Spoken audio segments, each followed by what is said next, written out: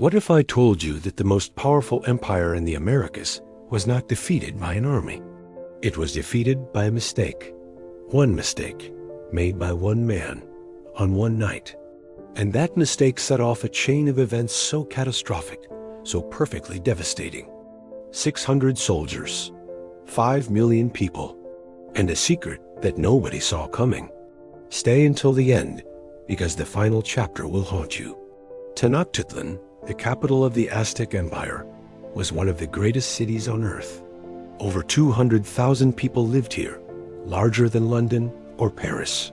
It had fresh water piped through elevated aqueducts and markets, like Tlatelolco, that traded cacao, gold, and jade from across an entire continent. At the center sat Moctezuma II.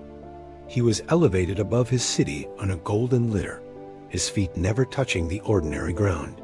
He was about to meet someone who did not know the rules. Hernán Cortés, 34 years old, consumed by the dangerous idea of glory. When he reached the coast, he did something insane. He burned his ships. 600 men stranded, no way home. Only the path forward. Then, something happened Cortés could not have predicted. A man stumbled out of the jungle, Geronimo de Aguilar, a priest who learned the Mayan language. But Aguilar was not enough. The missing piece arrived as a gift, 20 women. Among them was Dona Marina, known to history as La Malinche. She spoke Nahuatl and Mayan. Through her and Aguilar, Cortés suddenly had a direct line into the heart of the Aztec Empire. Cortés ran into the Tlaxcalans. They sent thousands of warriors. The Spanish nearly broke. Soldiers wrote goodbye notes, describing wounds and total exhaustion. But the Tlaxcalans saw a cold calculation. The Aztecs had raided them for generations. They allied with Cortés. Anything was better than the Aztecs. On November 8th, 1519, Cortés crested the mountain pass and saw it, Tenochtitlan rising from the mist of the lake like a dream. Moctezuma welcomed them into the heart of everything. Within weeks, Cortés had taken him hostage. The most powerful man in the Americas, a prisoner. Then came the moment everything fell apart. April 1520.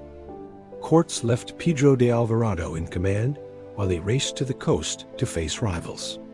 During a sacred festival, Alvarado ordered his men to attack.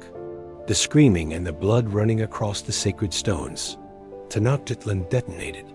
Moctezuma died. One account says his own people stoned him. Another says the Spanish strangled him. With his death, the last restraint dissolved.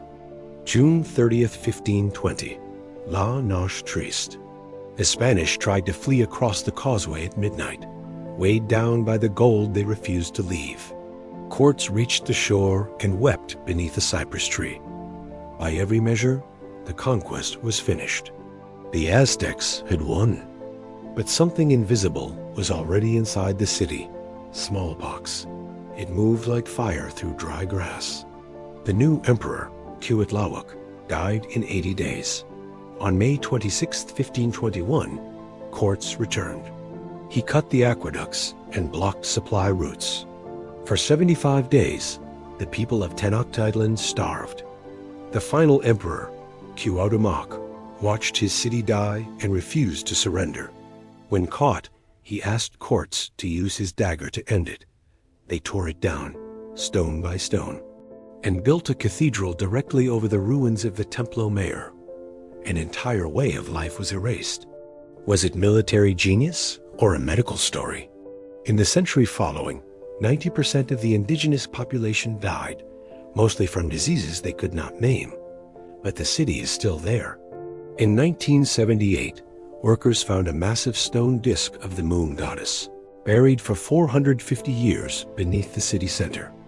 The Aztec Empire fell, but the people did not. It persisted in language, food, and blood. History survives the people who try to end it.